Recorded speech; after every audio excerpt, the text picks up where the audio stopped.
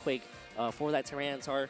Looks like Incineroar is going to hit the field again and again with those speed mechanics and the way the switching works based on speed. Since Tapu Fini is the slower one, is able to get the Incineroar in after that Landorus on Corey's side switches in. So that's going to be a big Intimidate right there. Yeah, but Oliver also has both of his Intimidators out on the field right now. So if he's going to want to cycle and Intimidate again, he's going to have to switch. But he might be content just with this Tectonic Rage. That's actually, that's a great defensive switch right there. That so was instead a of great defensive switch. Instead of getting his Tyranitar KO'd, it looks like this Tectonic Rage is just going to go right into that lander slot. So smart play right there from Corey. Definitely. Not only was he able to get the Intimidate off, but he also was able to predict the Z move.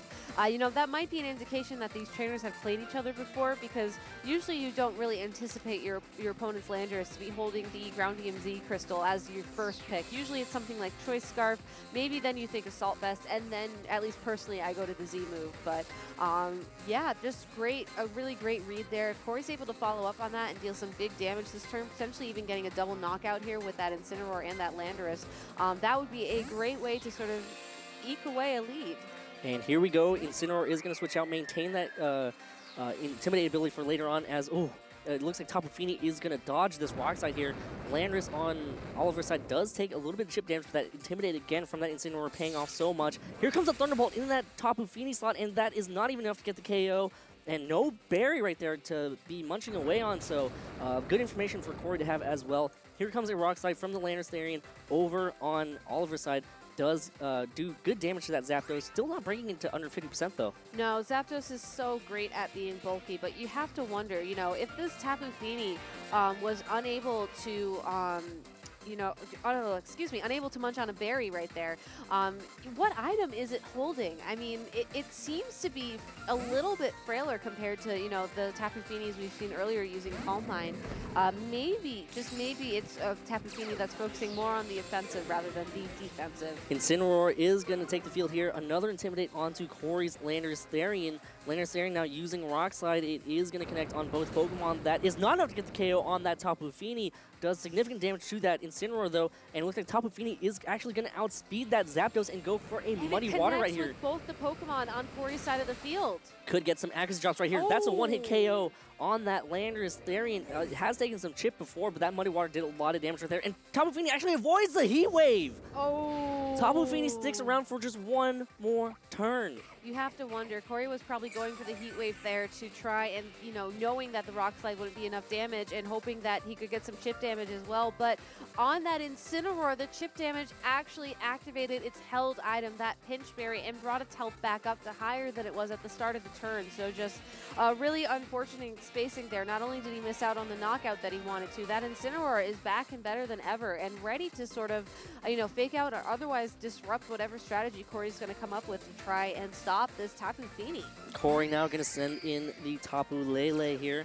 Going to go ahead and make the terrain just a little bit weird here. Does have, should be able to outspeed that Tapu Fini and get an easy KO and maybe go for a Dazzling Gleam or Moonblast into that Incineroar slot. So that Incineroar actually might have a chance of getting KO'd here depending on what Corey's Tapu Lele knows. It's hard to say. I mean, I think Corey also has to decide here, you know, does he want to risk another Heat Wave or does maybe this Tapu Lele have access to Dazzling Gleam to ensure the knockout? In this case, as long as he didn't Thunderbolt into that Tapu Fini, it looks like that would be a good play. Landorus's Intimidate is not going to matter at all versus Tapu Lele or this Zapdos here. Preserving that Tapu Fini for later on. As Tapu Lele uses Moonblast, it is going to land into that Landorus slot and actually gets the KO from that range. So Zapdos going to use his turn to set up Tailwind, going to try to get some more speed control over on Corey's side, which is smart, you know. Really wanting to put the game in his control as the Incineroar on Oliver's side uses Flare Blitz, crashes into that Zapdos and gets the KO. Yeah, that speed control is going to be the most beneficial thing I think he has going for him right now, considering he's down to his last two Pokemon versus Oliver's remaining three.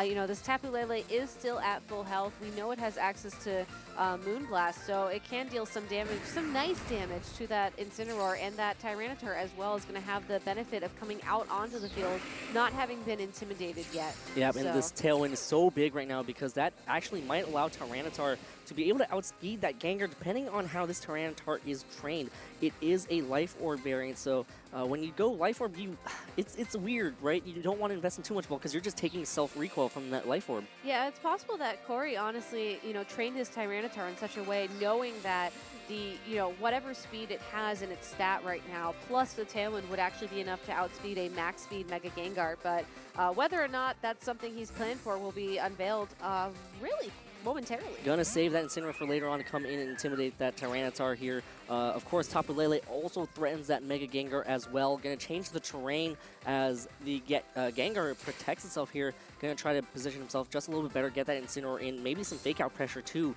as the Sidekick goes into the protect. Tyranitar using Rock Slide, gonna connect onto that Tapu Fini, but the Sandstorm damage would have gotten the KO afterwards anyways. Yeah, so the combination of that Psychic and that Rock Slide should also be enough to knock out that Mega Gengar. So Corey might be forced here to double protect, once on his Lele, once on his Tyranitar, so that, he doesn't get faked out and that Mega Gengar isn't able to get one of the knockouts on his Pokemon. But after he does that, you have to wonder, well, how many turns of Tailwind are going to be remaining? Will my Pokemon still be faster, or is that one turn of, stall all my opponent needs to bring the momentum back in their favor? Yeah, it's dangerous right here because I believe there are still 2 turns of Tailwind left over. So if Oliver goes for a fake out pressure and then goes for an attack while Corey double protects, that could actually open up the opportunity for Oliver to just double protect the next turn and allow himself a chance to come back. It's possible that Corey was, went for the attack with the Tapu Lele last turn, hoping that the fake out would connect with it this turn. And maybe this Tyranitar Life Orb Crunch should be enough to get that knockout on that Gengar, but Gengar moved first. Here we go. That Sludge Bomb connects on that Tapu Lele, gets the KO, but now Tyranitar is going to get to move here. Tyranitar does go for a crunch that is going to go ahead and chow down on that Gengar, getting the easy one-hit KO. So now it's going to come down to whether or not this Incineroar has a move that can do enough damage to this Tyranitar. It is intimidated at one stage here.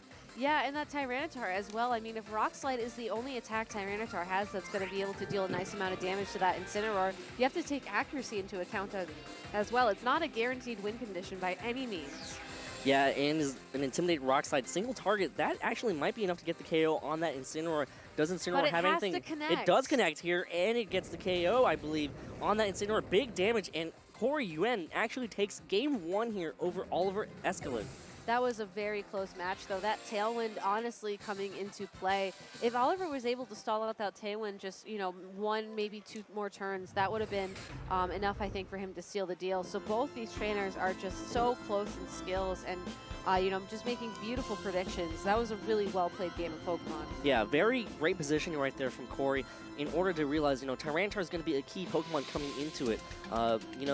Not exactly sure on what Incineroar's full set is. I believe we've seen U-Turn, we've seen Fake Out, we've seen Flare Blitz. It's probably going to be knockoff, but you always have to be cautious. Maybe that Incineroar opted to not have knockoff and maybe just go for a fighting type attack.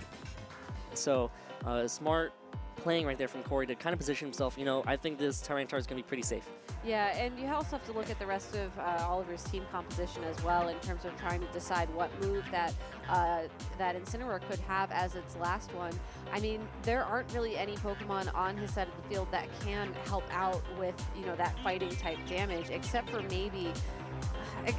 that Incineroar or maybe the superpower on that Landorus. So if that's something he's just elected not to bring into this tournament, or if it's something he's saving for Game 2, potentially even Game 3, we'll have to see unfold. We still have a few questions, about that Tapu Fini as well. It seemed pretty frail and yet did a ton of damage. Might be a good indication of what it's holding. And but Oliver, might not be. Oliver right now trying to think his hardest. His tournament life is currently on the line right now, down 0-1 versus Corey Yuen right across the way, trying to force a Game 3 right here, trying to add another international championship belt to his title here. So big decisions have to be made by Oliver right now. Definitely big decisions. And part of me wonders if he's going to try and bring that Celesteela. I mean, looking at how Corey approached that game, he had the Zapdos with him. He had that Tyranitar. Yes, the Tyranitar had a Life Orb, but it's still a pretty bulky Pokemon. It might be helpful to just have something like a Celesteela to sit out on the field, threaten that Tyranitar with a heavy slam, and to just otherwise provide, nice, consistent recovery with Leech Seed and, also consistent damage from Leech Seed as well. Yep, as long as Oliver can find a way to deal with that Zapdos, which he has a lot of options for. Landorus Therian can come in, Togedemaru can also come in as well to draw away all electric type attacks. So if Oliver does decide to go ahead and utilize that Celesteela, that could be important to, as long as he can get the KO on the Zapdos.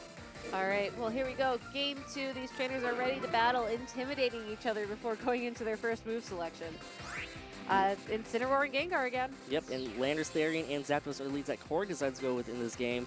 So, again, it's depending on where this fake out goes. It really does depend on where this fake out goes, and I really like how Corey sort of, retreated his Landorus again here to send out the Tyranitar. Just getting that Sandstream up early, I think, is nice. Already applying that pressure to that Gengar is nice, and maybe he knows that the Incineroar doesn't have that low kick attack to try and knock it out. Yep, and of course, Tyranitar can just easily come in. That Sandstream boost is so nice to be able to boost Tyranitar's special defense because it's a rock type in the sand. Incineroar now using Fake Out. It is going to go ahead and target down these Zapdos. Going to make it flinch, and an Icy Wind again to just try to get that speed control out and do some decent damage to both Pokemon over on Corey's side of the field. Of course, if that Landorus was still in, Oliver would have really enjoyed that. Oh, definitely. I mean, the one thing about Landorus is that unless you're holding an Assault Vest, it's very hard to take any Ice-type attack, any at all. Doesn't even matter if it's from an Ice-type Pokemon that benefits from the same type attack bonus. I mean, I'm pretty sure we've seen an Icy Wind from a Mega Gengar knock out a Landorus earlier on yesterday, I believe, during Swiss. It might have been Alberto Lara's Mega Gengar, actually, that knocked it out, so... I have no idea. It's been a long day, but the moral of the story is Landorus Therian does not like Ice-type attacks. It definitely does not. Not at all. So going into this turn now, I don't think that Tyranitar really appreciates the speed drop from the Icy Wind, even though it still has a lot of health. I wouldn't be surprised if we see Corey, maybe switch in, or maybe something else that can take that Ice-type, Icy Wind from that Gengar and give Zapdos the opportunity to set up Tailwind, or he might just go for it. We saw that Crunch do so much damage to that Gengar last time that Knockout might be very tempting to go for early. Incineroar, instead of switching out with the U-turn, actually just going to go ahead and switch out by going to the menu and just retreating manually here. Switching into that Landorus Therian, that's going to be a big Intimidate onto that Tyranitar, really trying to mitigate the amount of damage that it can do. Gengar now actually opens itself up to possibly get KO'd by a Crunch here. A -1 Crunch will still do massive amounts of damage because Gengar is pretty frail. Zapdos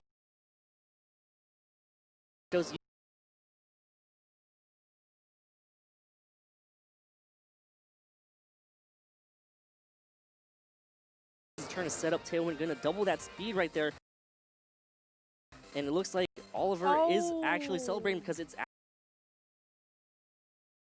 actually a Rock Slide instead. Corey right now, thinking back to what happened in Game 1, and Gengar switched out here, so maybe Corey was trying to capitalize on Gengar switching out. I think so, yeah, and I completely forgot to mention that because Mega Gengar is still out on the field. Tyranitar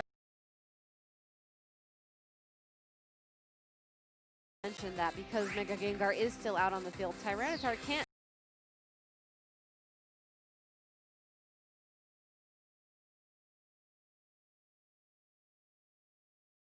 that because Mega Gengar is still out on the field. Tyranitar can't switch out.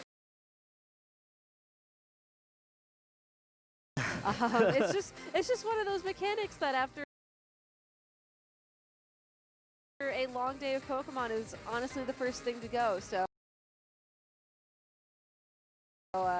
props to these trainers. I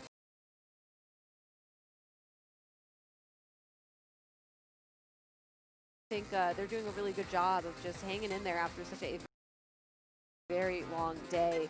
And now that the it's been shown that the Big Gengar didn't retreat this turn. It is going to stay on the field, potentially try and get another Icy Wind to try and mitigate the Tailwind that's been set up by the Zapdos. It's already done its damage though, because 2 Icy Winds is essentially having the speed, so that Tailwind essentially null here. Landorus Therian switching out, gonna switch back in the Incineroar, and that's one of the great things about Shadow Tag. You can continuously switch in Intimidate and just make sure that your opponent's physical attackers are forced to be in as well. Can't do anything at all. Here Tyranitar protects itself, not wanting to get hit with anything big, but Gengar here just capitalizing on the Zapdos. being at such low health, just getting that KO with that Sludge Bomb, not even risking an Icy Wind miss. It was a very smart play, even though it didn't really have any damage pan out. You have to think, if that Tyranitar was knocked out, it probably wouldn't have been able to do any damage anyway. So just going for the best he could have hoped for in that situation. Now, though, I think he has to prioritize potentially knocking out this Landorus with that Tapu Lele, just because I don't know, it's hard to say. Like, you don't want to leave the Landorus on the field for too long. It's possible that it could go for, you know, a ground DMZ and knock out whatever Pokemon Corey has in the back later on in the game. But that Gengar is still very scary as well. Yep, and of course, Gengar can also switch into that Incineroar if it wants to take a Psychic much better. But Incineroar is going to replace the Landorus Therian here, and another Intimidate coming out on this Tyranitar. It's a revolving door of Intimidate. It's not even a revolving door. It's just that one lone door that's just continuing to switch in and out. It's going to be a Shattered Psyche here coming out from this Tapu Lele. It is going to be doing massive amounts of damage here to the Gengar, but Corey does not look too happy here as it unleashes it. Yep, yes. It unleashed it into the Landorus Therian slot, which is now the Incineroar immune because of its Dark typing, as Gengar can retaliate with a KO of its own with that Sludge Bomb. Here comes Tyranitar's Rock Slide. A critical hit would be very nice if you're Corey, but does not get it at all. Look at how much damage that did. Super effective to that Incineroar. It's almost as if that Tyranitar just took more damage in Life Orb recoil from that Rock Slide than the Incineroar took from the Rock Slide itself. You know, I think Corey tried to make a big play there, probably a little bit bigger than what he needed at this point in time, but that's okay. You know, this is only Game 2. He has another chance in Game 3 to move on to the top 4. I think if I were in his shoes, I'd be trying to figure out, you know, one, is there a win condition on the field for me right now? Maybe a Protect and an Earthquake, and then just hope that you know, something in whatever's in the back of Oliver's team can be knocked out by the Landorus before the Landorus does anything else. But here comes the Fake Out, gonna make Landorus flinch because it's not grounded. Gengar uses Icy Wind here. It hits both Pokemon on the field, does massive amounts of damage to Landorus. Might even get the one-hit KO, but it doesn't. Get so close right there. Tyranitar hangs on just 11 hit points as well. Speed drops all around. Tyranitar using Rock Slide, and I believe actually that Landorus was gonna go. Before the Mega Gengar, so that actually reveals that it is a Choice Scarf Landorus. So I guess the good thing about the Fake Out is the fact that this Landorus, because it didn't move last turn, will have the opportunity this turn to decide what move it wants to lock itself into for the remainder of the match. But, you know, it's facing down to Tapu Fini. I don't think there's really any situation where a Choice Scarf Landorus could defeat a Tapu Fini, barring many, many, many flinches. Yeah, and of course, if you lock yourself in an Earthquake, the Landorus Therian in the back is still there, so you can't really lock yourself into a move that's going to be immune to one of the Pokemon, or have no effect on one of the Pokemon in Oliver's bench here. Looks like Incineroar is going to switch out. Landorus is going to take the field right here. Yet another Intimidate, pretty much 2 more Intimidates down for Oliver. So this board positioning that Oliver is placing himself in is so amazing, you know? I mean, the fact that he got that Incineroar in just at the right time was great, because he could fake out that Landorus in order to protect his Gengar and just do massive amounts of damage with an Icy Wind and slow things down just a little bit. I agree, and I really like how he kept switching that Landorus and that Incineroar as well, especially with the Pokemon trapped on the field thanks to Mega Gengar's Shadow Tag. You know, I think it reached a certain point where, at least if I were the one playing, I'd be tempted to stop that switching and start doing damage, but I think the fact that he kept switching, kept intimidating, just really allowed him to keep Corey guessing. You know, will my opponent switch? Will I get another Intimidate? Will he finally attack and knock out one of these Pokemon for me? And I think it worked out really well for Oliver. I mean, he never really needed more than one Pokemon on the field at any given time to be a threat, because that's just how strong that Gengar is. You know, Mega Gengar has probably some of the best typing right now in the game. It's unfortunate that its defenses are so weak, but if you just keep cycling Intimidate, you know, that's one way to keep it out on the field. Sometimes the best defense is just a very hyper offense. Wise words, very wise words. That is my saying when it comes to VGC. You know, sometimes you just gotta play defensively by picking up KOs before they can knock out your Pokemon. Oliver has already locked in his team here, and now Corey has to go back to the drawing board. He has to figure out a way how he break this Mega Gengar and that Shadow Tag, allowing him more freedom to be able to switch. You know, in Game 1, Mega Gengar switched out early, you know, releasing Tyranitar and Zapdos of its Shadow Tag, of being Shadow Tagged in. Game 2, you know, there was a chance for Corey to get a massive crunch off on that Gengar, but instead opted for a Rock Slide, thinking that the exact same events would unfold as they did in Game 1, but Oliver held his ground right there, and Corey unfortunately had to pay.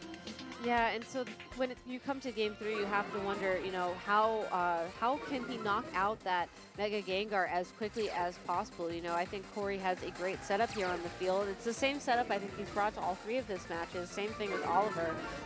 Maybe rather than trying to get that, you know, that Tailwind up, or actually no, get the Tailwind up because that allows you to outspeed the Mega Gengar, of course. But once that's done, just knock out that Mega Gengar as quickly as possible, because as long as your Tyranitar or your Landorus or whatever other physical attacker you bring is trapped on the field, there's only going to be so much damage you can do, and that just really starts adding up. Here we go, coming into Game 3 here between Corey Yuen of Singapore versus Oliver Eskelin of Finland here.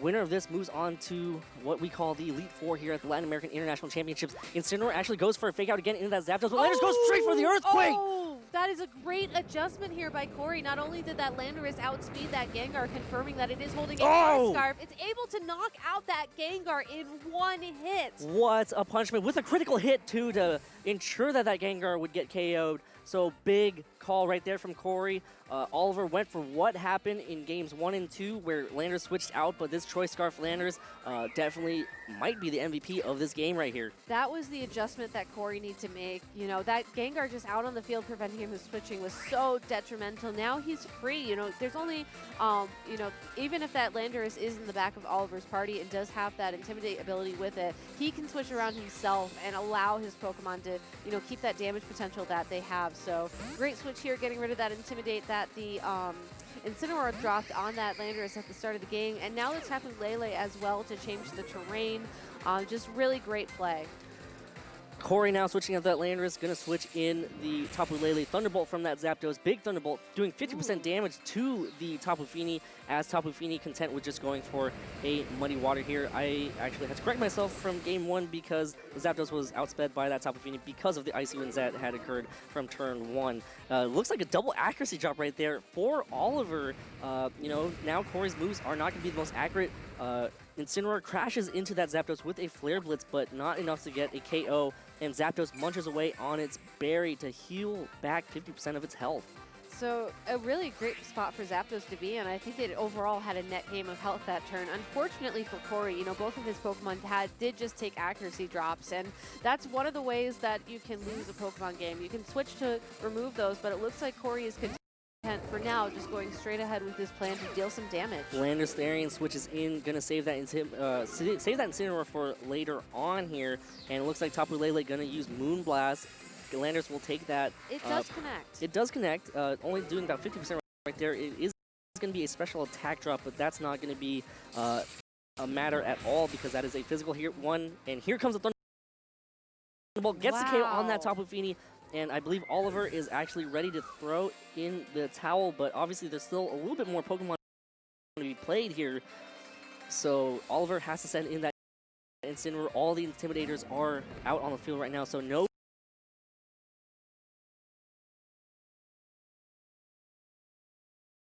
chance for Oliver to be able to cycle those Intimidators with these last 2 Pokemon on the field. And it looks like Corey Yuen with these last 2 Pokemon on the field. And it looks like Corey Yuen is actually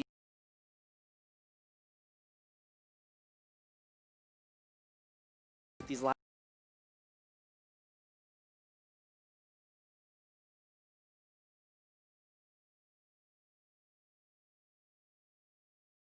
Pokemon on the field, and it looks like Corey Yuen is actually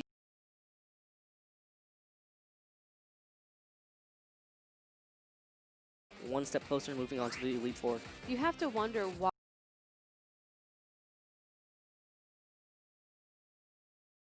that Tapu Fini was knocked out by 2 Thunderbolts from that Zapdos. It might be an indication that it was holding one of those choice items.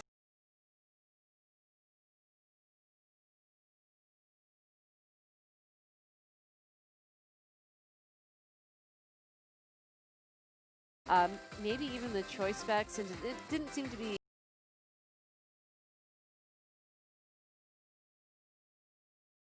too defensive, but And overall, just a really strong showing from Oliver. I think he has a really great team, and I loved how he used that Mega Gengar's Shadow Tag ability to allow him to keep intimidating the Pokemon on Corey's side of the field in that game too. That was just really well played. the match was forfeited by Oliver. See Corey move on into the Elite Four of the seniors. Look division. at how happy Corey is right now. He is ecstatic, you know. You just went up against a player that is currently 5th in the world in championship point standings, and you were able to beat him in a thrilling 3-game set. It probably feels pretty good. It probably feels pretty good. Very good. But, you know, again, Oliver Escalin adds to his championship point total. He is still, you know, the 2018 Oceania International champion. Commiserations to him, but huge congratulations to, well, both those players. I mean, to make it to the top cut here at the Latin American International Championships was not an easy feat. No, it was not an easy feat at all. I mean, the senior division, as we just saw, you know, both those teams could have easily been piloted by a master. You know, they were very complex. They had very, you know, intricate strategies associated with them, and I think they did a really great job of showcasing those on stream. So, you know, I'm really excited to see where these trainers are going to go. I mean, I think it's safe to say they both have enough championship points that we'll be seeing them at the World Championships, if not sooner. So they have so many championship points. They have so many championship points. I want some of those. If those two players actually pooled their championship points together, I don't think I will ever be able to catch up to them. So, well, what if we then pool our championship points together? Give us maybe, if they retire, and give us maybe like 20 years of us trying to accumulate championship points, and maybe, I'm not saying that, you know, you're bad. I'm saying that I'm going to be the one that you're going to have to carry here. It's all right. It's all right. I got you. We're best friends now. I got you. We are the best friends in the whole world. But again, such an amazing set right there. And it comes down to that game 3, that mind game. You know, Corey has done this games 1 and 2. I think he's going to do the exact same. And don't get me wrong, that was a risky move. I mean, what if Oliver decided to fake out that lander slot? You know, it was revealed that it was carrying the choice scarf. What if that fake out landed in that lander slot instead, and an icy one just came out and did massive amounts of damage to that lander? So again, it's a tough call when you're in that hot seat. Obviously, it's easy for us as viewers, as third parties, to be able to see through that. You know, it's easy. But when they're down there on the floor just playing, they've already played a long tournament as well. You know, you can't blame anybody. I know, and then we pull them up on stage and put them under these hot lights and say, you know, just so you know, the entire world is going to watch you play out this match. It's a lot of pressure, and I know a bunch of masters have trouble dealing with it, and I think they just, you know, they played that game very well. I would crack under pressure. I would crack under pressure too if I wasn't, you know, safely behind the desk and not putting my own decisions on the line. We're going to go ahead and take a quick break, but when we come back, an interview with the winner of the previous match, Corey Yuen of Singapore. And following that, guess what? More action coming for you guys here at the 2018 Pokemon Video Game Latin American International Championships, well, here in the Seniors Division. Stay tuned.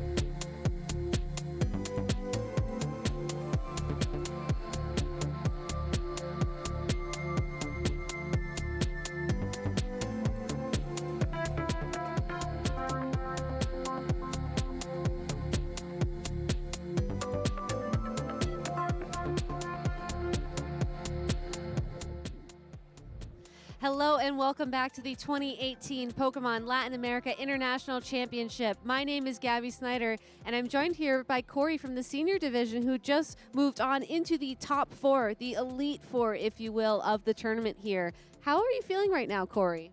I'm feeling pretty good. I didn't expect to be here because I think I had a tough matchup, but I'm happy to be here. Yeah. So what about that matchup did you find tough? The fact that Celesteela, but thankfully he didn't bring Celesteela, but Celesteela was my biggest threat, so that's why I brought Zapdos, but in the end he didn't bring Celesteela, so I didn't have much trouble. Did you also bring Zapdos for its use of Tailwind as well? Yes, I think Tailwind was very important. Yeah. And out of curiosity, I mean, we saw that Tailwind allow your Tyranitar to outspeed that Mega Gengar. Was that something you had prepared for prior to the tournament? Actually, I don't think it outsped Gengar. Did it? I mean, it's been a long day for me too, so let's just move on.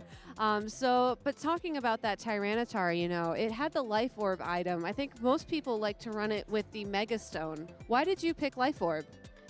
It has really great damage output, and it can two hit KO a lot of Pokemon that it would have been 3-hit KO, and also one shot a lot of Pokemon. All right, well, it certainly is a very powerful Pokemon, and I have one question about your last game. If you remember, you used that Landorus's Earthquake to knock out the Gengar. What were you thinking going into that turn? I thought he would fake out my Zapdos again, and luckily my prediction was correct. So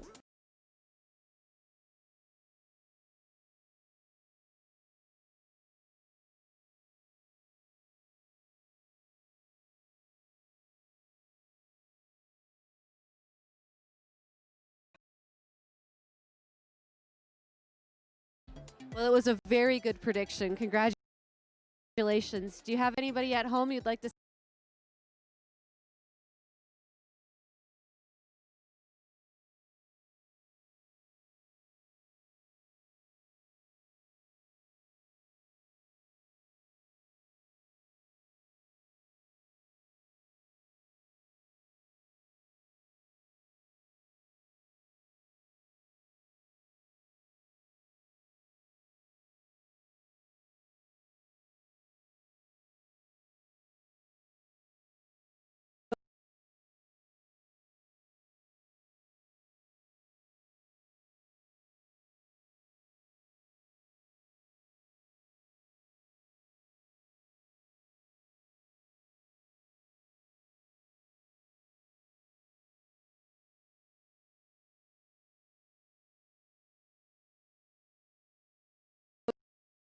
go to, or any shout outs you'd like to give?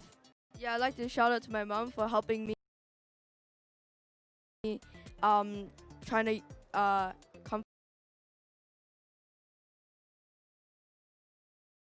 comfort me and like trying to Or any shout outs you'd like to give? yeah, I'd like to shout out to my mom for helping me trying to comfort me and like trying to boost my confidence. So yeah, I'm really thankful to my mother. All right. Well, hopefully, you know, you'll also be able to relax a little bit before your top four match. Good luck and keep it up. We're going to be taking a bit of a break as the seniors finish up their top 8 matches. But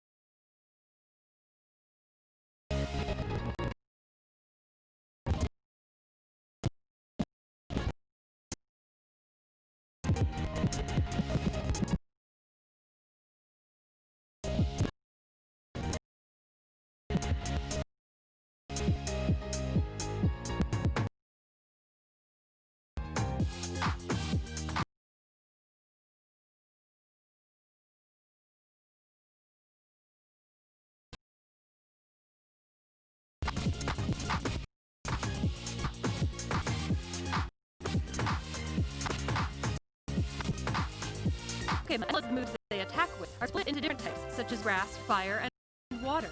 Each of these types has strengths and weaknesses against each other. So a grass-type Pokemon is weak against fire-type moves, but resistant to water-type moves. A more dramatic example would be that electric-type moves are strong against flying-type Pokemon, but ground-type Pokemon at all. Some Pokemon possess two types instead of one. Rowlet is both a grass and flying-type Pokemon, with the combined weaknesses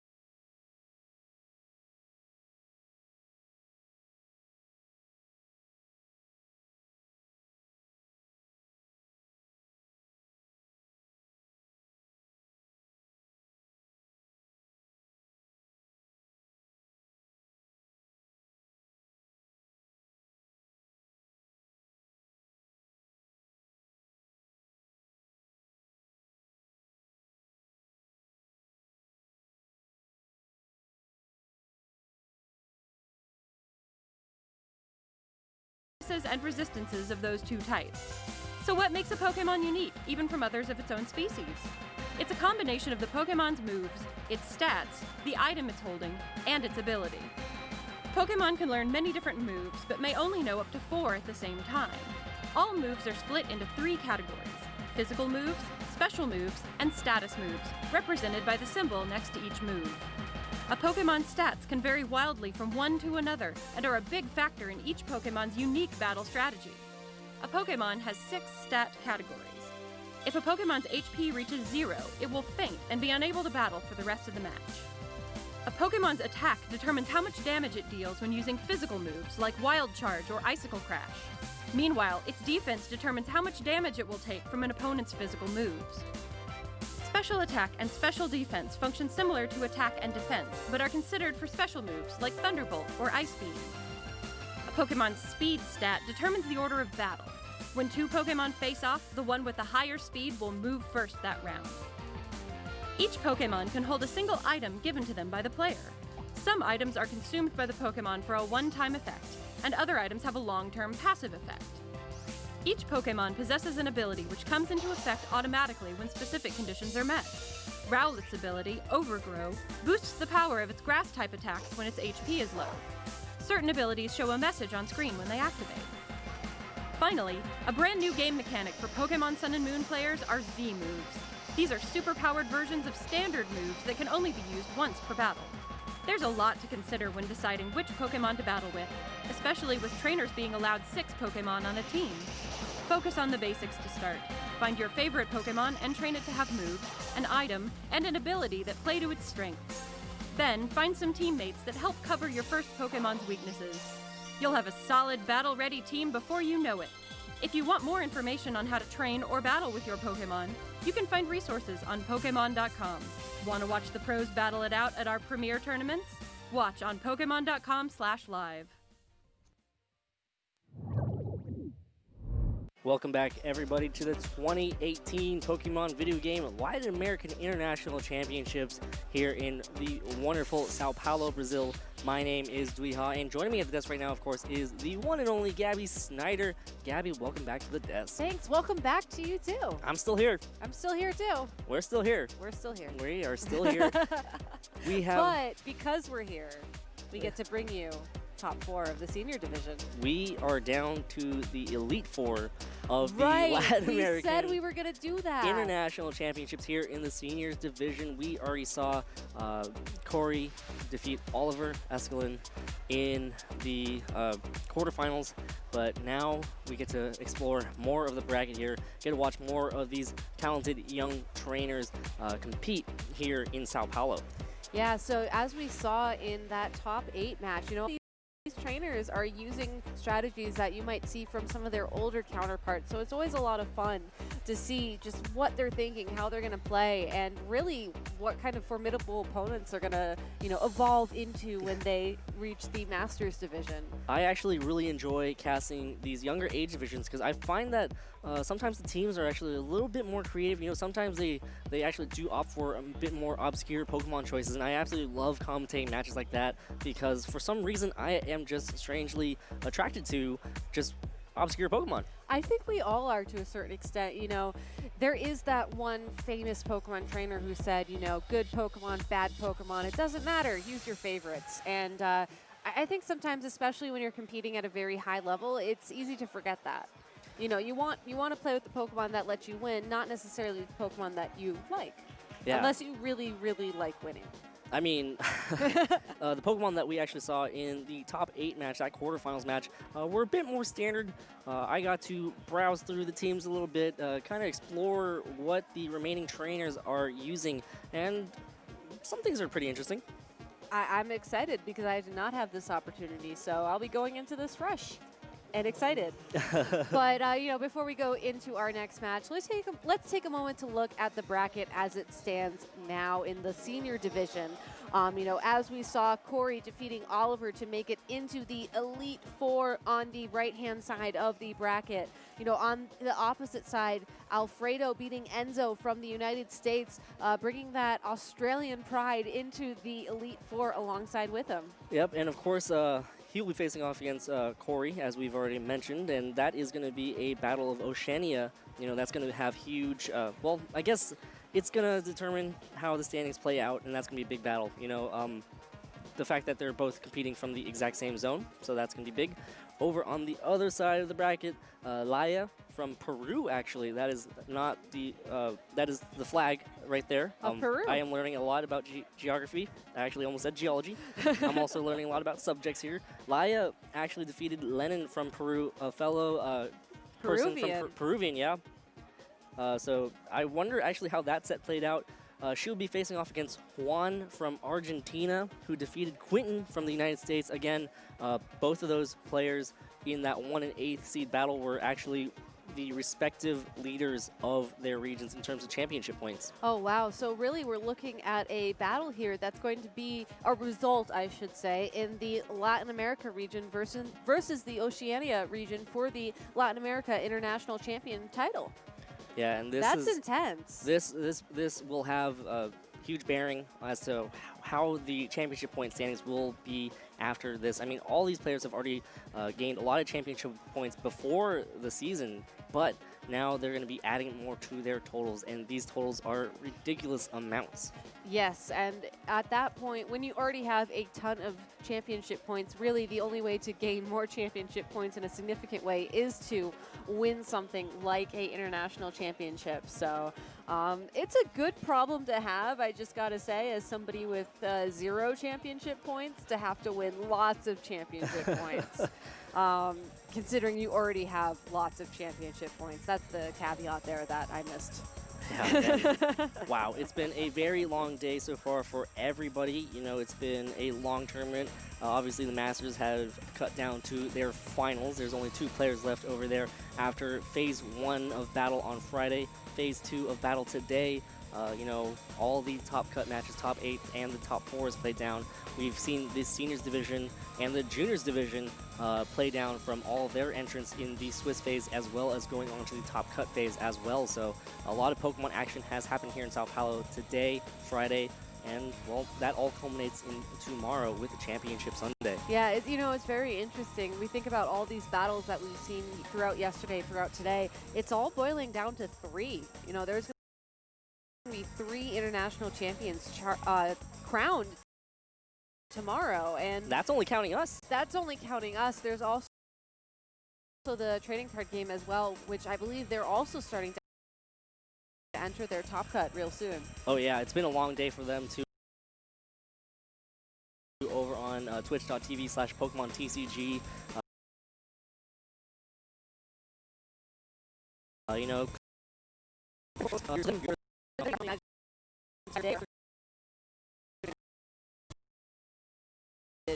we will go.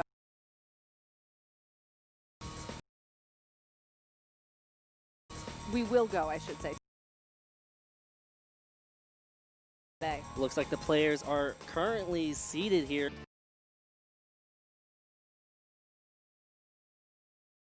Otherwise, otherwise, pretty, you know,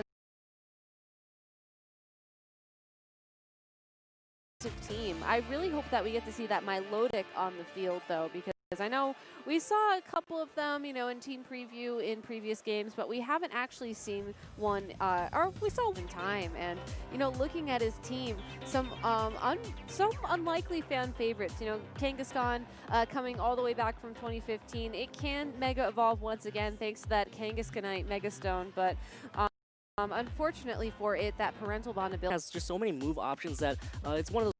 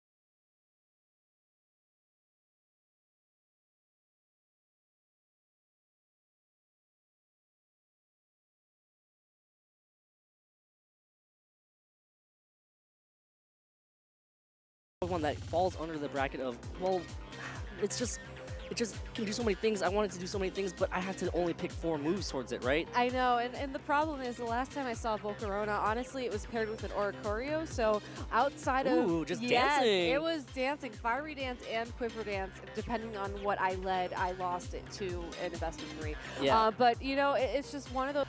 has that flame body ability as well, so if it's ever hit by, you know, a move that will connect with it, so Rock Slide, not so much.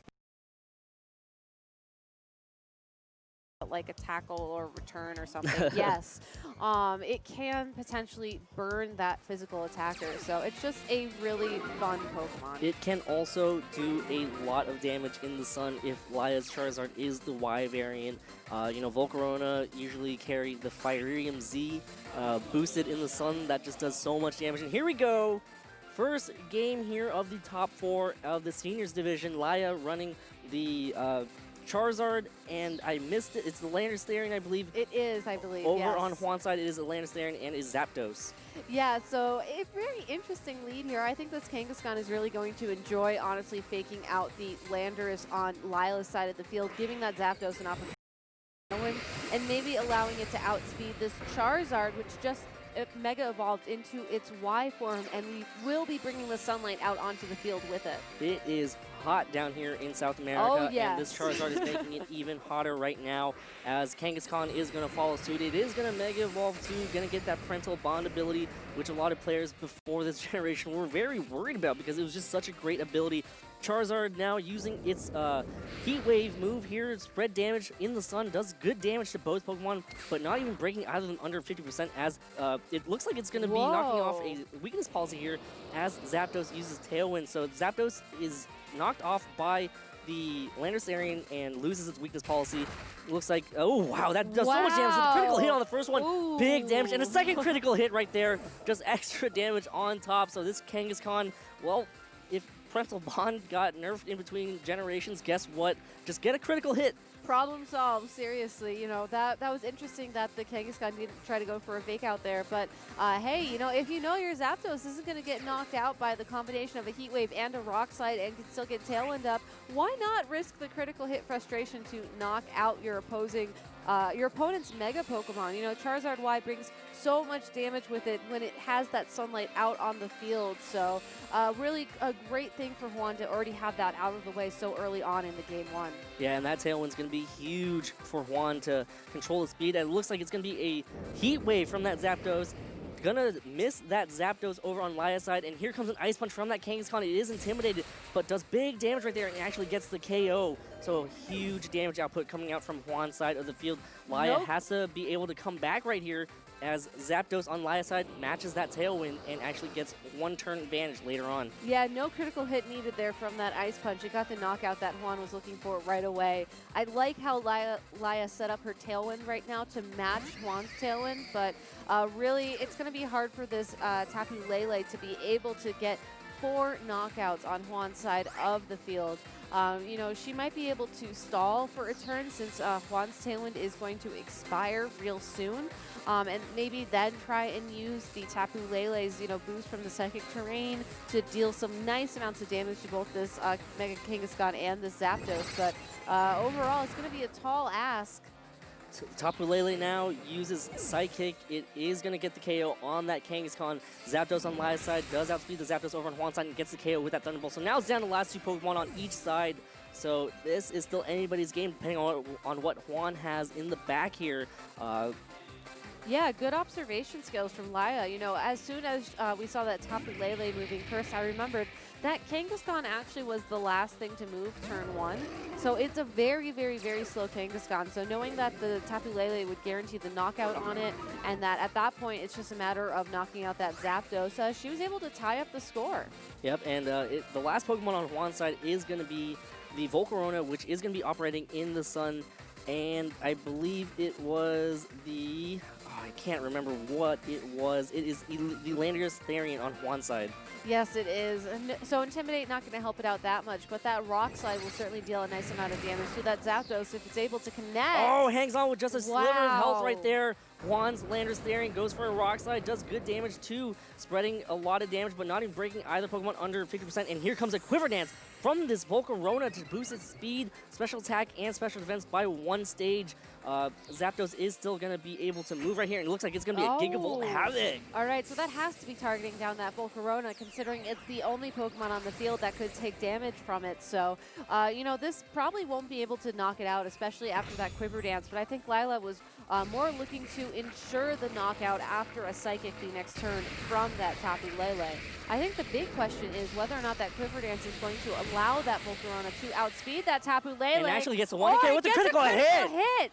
You know, never mind. You don't need chip damage if you can just critical hit to get that knockout. And that actually might do it here because the Tailwind over on Juan's side actually expires, so Tapu Lele can just go for an attack into that Landorus and seal the deal here for Lia here in the first game of this top 8.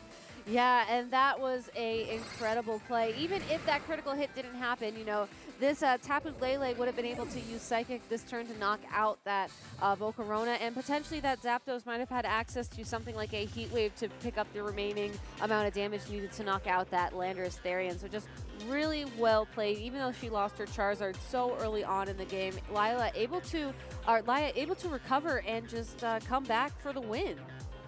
Yeah, and you are right. The Kangaskhan does seem to be a bit bulkier. You know, from that Charizard Heat Wave in the sun, it only did like 40% of damage. So that's not that a lot. is a bulky Kangaskhan. Of course, Kangaskhan, when it does Mega Evolve, also gets pretty decent defensive stats as well. So Juan here gonna have to go back to the drawing board, have to try to figure out how to break Laya's team.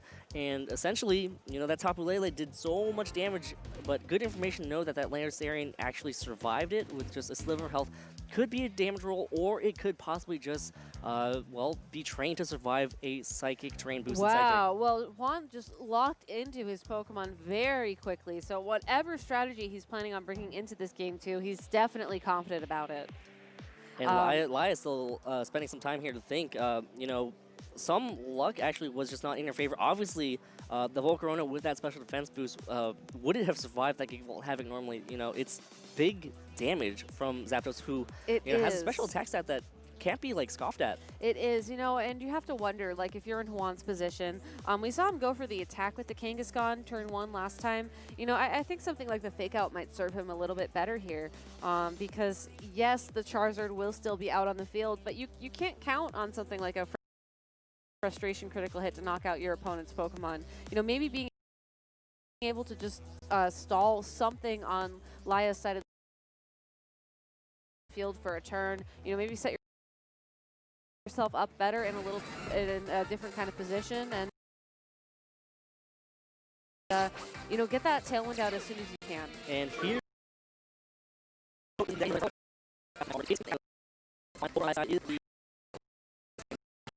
Landorus Therian is going to use its Intimidate ability on that Kangaskhan. Yeah, so that Kangaskhan again will have that forward stage of attack. So hopefully, barring another critical hit, on that frustration won't be able to knock out that Charizard Y in one hit. I can't remember what line last time from that Landorus and oh right, there was the damage from that fake out on Kangaskhan. It's most likely going. Kangaskhan is going to be to ice touch that Landorus, and we did see. Even opt for that, so just going for raw damage with you know, all the coverage options right here. Charizard Y is going to switch out, reset that special attack stat here. Laya going to use that Intimidate ability again on that Kangaskhan, dropping his attack stat to 1 stage of decreased attack here. As the Kangaskhan using Fake Out, it does target down the Zapdos, so no Tailwind able to come up for Laya here. As the Zapdos over on Juan's side goes for Thunderbolt, but into the immunity of that Ground-type Landorus.